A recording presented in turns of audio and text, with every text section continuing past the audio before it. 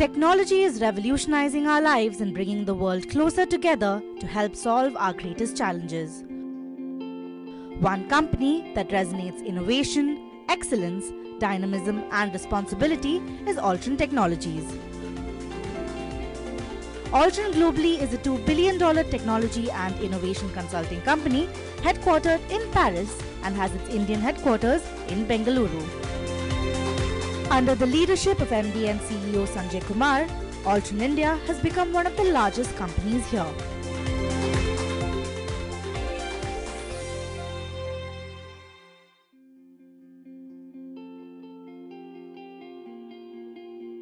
Hello and welcome to this special show where we're in conversation with Sanjay Kumar, CEO and MD of Altran Technologies India. Altran is a global innovation and high-tech engineering services consultancy firm with domain expertise in aeronautics, automotive, defense and nuclear, just to name a few sectors. Thank you, Sanjay, for joining us today. It's my pleasure and a warm welcome. Well, let's take it forward and let me ask you the first question about Altran India's journey so far. You've been in the country for about a decade now. Give us a sense of the growth you've seen and to put it a little differently, have you achieved what you set out for here in India? Yeah, so this is an interesting year for us because it marks the completion of 10 years in India. We went through the usual cycle of making some early mistakes and then learning from it. We did course correction sometime around 2011, which was also at a group level, and then of course it had impact for India. Subsequent to that, we built a strategy for India looking at 2012-2015. And now when we look back and we put all of this together, I think it's been a very successful journey. Today we are about 1,700 people. Just 4 years ago we were 220. So we changed course midway. And that seems to have paid off. And now we seem to be set for the next stage of our growth, which is going to be even more explosive than what we've achieved so far. If you look at Altran's strategy or what the company prides itself in working closely with clients, right from conception and strategy to development and manufacturing, give us a sense of what Altran India really does out of the country in terms of the domains, clients and projects you work with. In terms of a portfolio mix in what we do, aerospace was where we started, but today it's less than 20% of what Altran India does. We've evolved, and this evolution was a consequence of the learning that we went through when we realized that this cannot be all that we do in India. And we built our new strategy. We looked at both acquisitions and organic growth. And from the acquisitions, we entered new domains. One of which was equipment, industrial equipment engineering. And then subsequent to that, we went into process engineering. And just last quarter, we completed a transaction in chip design. So this has allowed us to straddle all the different domains. And that gives customers the confidence that they can actually come to us for a complete solution. All right. And overall, where does Altran India stand in terms of its contribution to the company globally? And also going forward, what is the criticality of India for Altran Global's future? It's been a journey. So when we started, we really didn't matter. We were like a rounding off error in the group's wider perspective. We were really small, 20,000 people, 200 in India. But over the last 4 or 5 years, we have really become big enough to be noticed. So our problems also now are real problems, as are our successes. Today we are bigger than maybe most of the smaller European countries, and we outlined our India strategy, which looks a global strategy, and India is a critical part of that, which will look at an even more explosive growth over the next 4 years. And that's going to be a big change in terms of how India contributes to the group. We've put some numbers together for the analysts when we met them through a program that we call Ignition 2020. And over the next 4 years, we think India should be at least 3 times of what it is currently. And part of that will be, of course, through acquisition, but also through organic. All right. So you just mentioned your global strategic plan called Ignition 2020, where India will play a key role, a big contribution. You just gave us some of those numbers. What is it at a global level in terms of, it also mentions factories of the future, more robotics, mobility solutions. Give us some insight into that. So if you rewind into the evolution of the services industry by about to 2001, 2002, when you had that entire Y2K problem and the emergence of the IT industry as a consequence. Today, where we stand in the engineering services industry is pretty much there. So what you're going to see is some very radical shifts in terms of how engineering is delivered within an organization. And the engineering market is forecasted to, expand to almost 220 billion from where it is now, which is at less than 130 billion globally. And within India, the forecasts vary between 15 to 18% CAGR. Not many industries are poised to see that kind of growth. What this will also result in is that you will see 3 or 4 very large players emerge in the engineering services space over the next few years, just like you saw in IT. And that's why we are at an inflection point. So those that are able to understand this upcoming global change will be the ones who will win. And that's where we think Altran has a strategic advantage, because not only have we understood the trend, we have understood how we're going to cope with it and what it is we need to do to succeed. So on a personal level also, I'd like to ask you about your journey so far. You're now in your 5th year with the group in India. Give us a sense of, when you look back, what are the highs and lows or successes and failures that you've seen?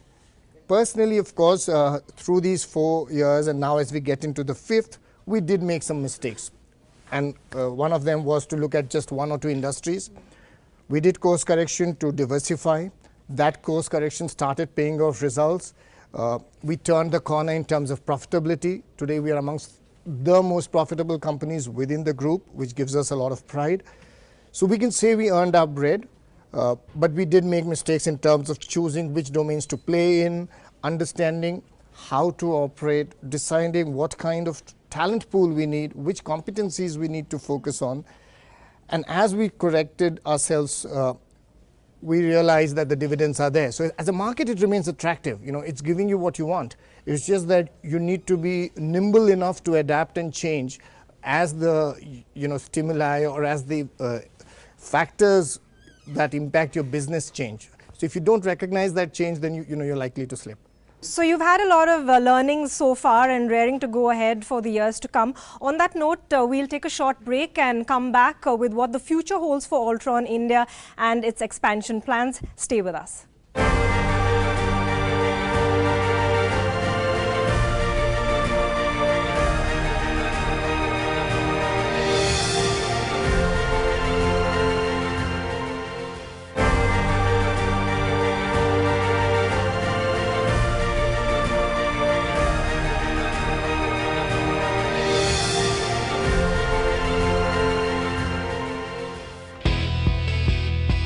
Altren India's headquarters in Bengaluru houses advanced expertise related to the fields of defense, automobiles, aerospace, energy, telecommunication, among others. Altren helps its clients in the creation and development of new products and services. Making creative ideas come to life, Altren consultants capitalize on transforming designs into innovative solutions, covering every stage of the project development, from strategic planning to manufacturing. Now, Sanjay, we spoke earlier about what you've established so far and the potential for your group here in India. Let's focus now on the way forward and your expansion plans, both organic and inorganic. You've in fact made news on Deal Street with 4 acquisitions in a span of 18 months. So tell us a bit about that, also in context to the fact that a lot of MNCs struggle or in a state of flux before a buyout is actually a done deal. So what has been your experience and what made it possible for you? Okay, that's a very interesting question, because we might have done 4, but we failed in 10. So, the strike ratio is really bad. There's a lot of reasons, because I still feel valuations in India are stretched. Expectations are not in sync with reality, particularly in the services space. And you do get to hear at times some abnormal valuations, and people must be having good reasons to pay that kind of price. But having said that, it still remains one of the most attractive markets when you look at the future. The kind of growth the outsourced R&D market is going to see is explosive. So when you look at the future, you're talking about going from 130 billion, which is where the market stands today, to about 220 billion. Now, even on global averages, you're talking about 8 to 9% CAGR, and within Asia of about 15 to 16%. So of course, valuations do get stretched.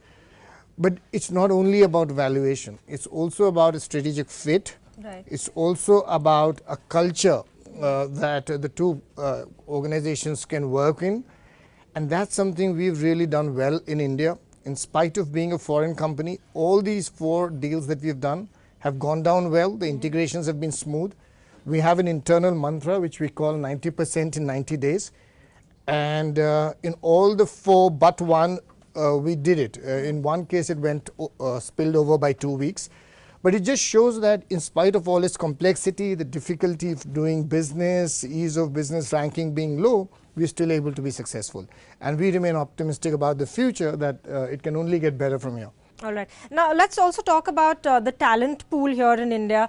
While the country is, of course, known for churning out engineering graduates by the millions every year, how easy or readily available are recruits in the fields that you are really considering? Okay, so it's a very difficult question to answer in the midst of all the employees. But one of the ironies of the engineering talent space in India is a lot of people study engineering not because they want to be engineers, but because they want jobs, right. Especially in the premier institutes. And that's why it's a big challenge to actually get talent, nurture it, develop it to a level that it can benchmark with the best in the world. And that's something that we still don't do well enough. We have to do better.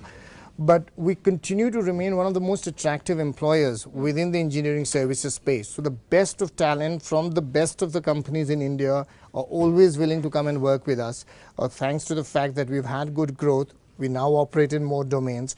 But it still requires a lot of investment in both training, especially and also in terms of soft skills, especially as we start moving up the value chain. So you're seeing this explosive growth forecast. But in order to meet that, you need that kind of talent, because you can't continue just doing what you were doing to achieve those kind of numbers. So we do see a challenge there, and it's going to be an area for investing in the future to nurture talent and develop it. All right. And also about engineering services industry, you know, we have a huge body when it comes to IT. NASSCOM looks at it very closely. But when it comes to engineering services and the growth that it, you know, promises, how do you see that turning out? Yeah, so, you know, NASSCOM evolved on the back of the IT industry. It does have an arm which looks at engineering and which is doing good work. But like we were discussing earlier, we are at an inflection point with the engineering services industry. So with the kind of growth it is going to experience, not only it needs a better representation, but the government also needs to sensitize itself better and distinguish between what was true for IT may not be necessarily true for engineering.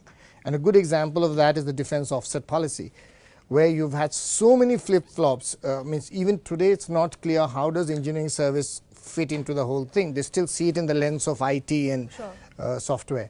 So we are seeing some very radical changes in the, you know, you've seen the new offset policy that the government has notified. And we do believe that with the Make in India initiatives focused around the defense sector, there will be a dramatic impact for us, especially being a French company. But we'll have to see how all of that plays out over the next few quarters, I guess. All right, so with that said, we'll take a short break, but we'll be back focusing on the policy front and what the government can really do to provide a further fillip to engineering and manufacturing companies in India.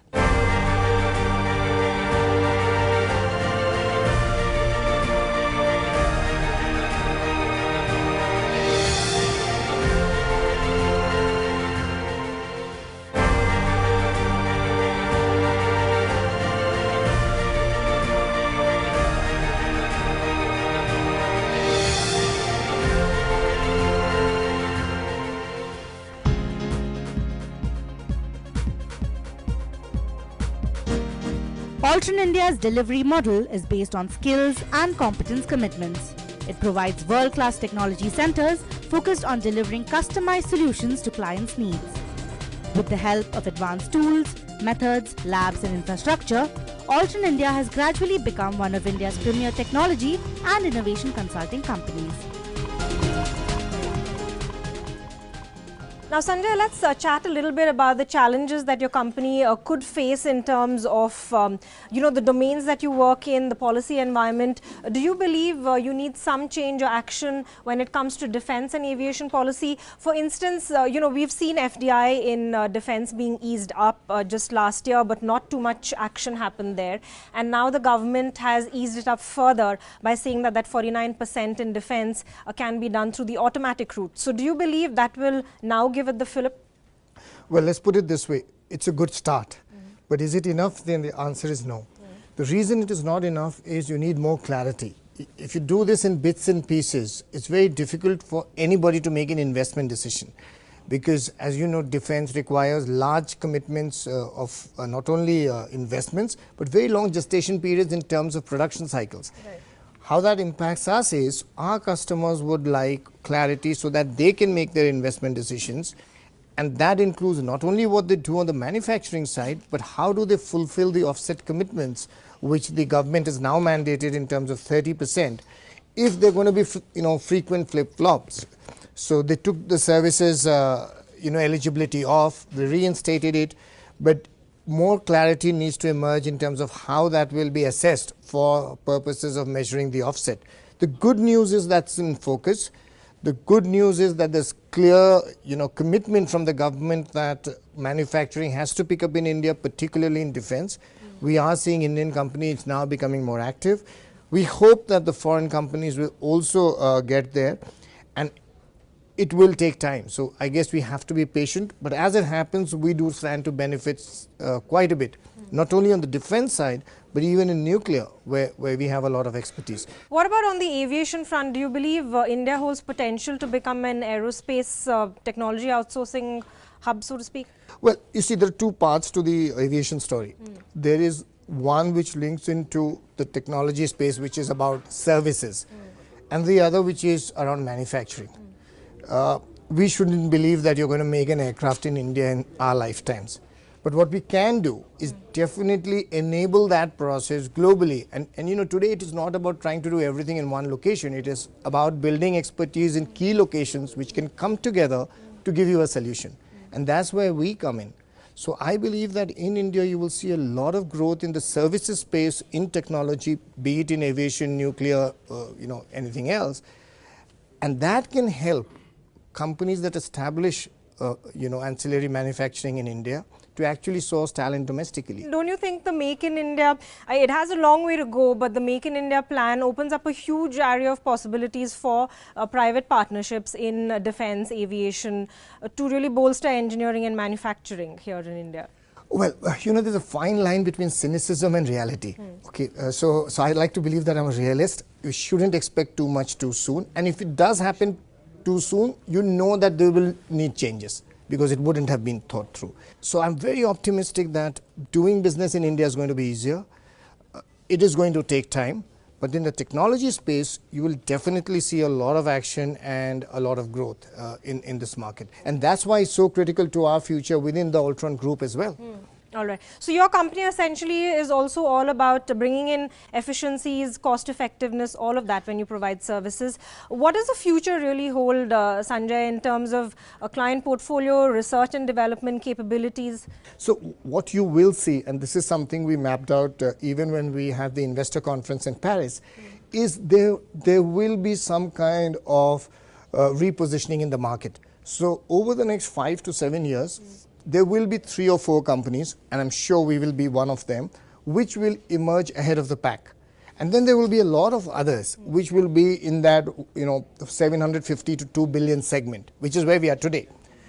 But what will be critical is who graduates to that 6 to 8 billion segment first, and the whole game is going to be around that. And that's what Ignition 2020 is. When we presented to the investors, that's the kind of thought leadership we've taken in terms of defining how this industry will evolve, because we see it better due to our global footprint. That said, then what is your mantra for 2016, or do you have any particular budget expectations at all? Your thoughts on Make in India as well, has that helped you? Yeah, of course, we're all looking at the budget quite closely. Personally, I'm sure for our own tax purposes, but professionally, from the point of view of around the defense offset policy, what does the government do? Second, in terms of all the various regulations that were in place and are lapsing, the STPI, SEZ, all of this, that would be critical. Third is in terms of movement of people from India to countries elsewhere in the world. The government really needs to address that with some of our key partners globally, like US in particular. From a business standpoint, definitely we would like to see the GST being implemented. It makes it a lot easier from a variety of perspectives, even for a service company. And predictability around the tax regime, so that you know exactly if you're setting up a new location, a new office, what is it that you need to do to get ready and good to go. Every time we do an acquisition, we always spend a lot of time trying to figure out how are you going to structure the deal. So if these factors, which essentially drive the ease of doing business, can be improved in the budget. I mean, you don't expect decisions to be made there, but if the government lays down that framework that this is going to happen, I think we'll be really happy. I mean, most people in this business would be happy. Thank you, Sanjay, for your time, and good luck for 2016. Thank you very much. It was a pleasure talking to you. Sure. Well, that was Sanjay Kumar, CEO and MD of Altren Technologies India, on what the group has established so far in India and the company's plans to expand its engineering consultancy services here in the country. Thanks for watching.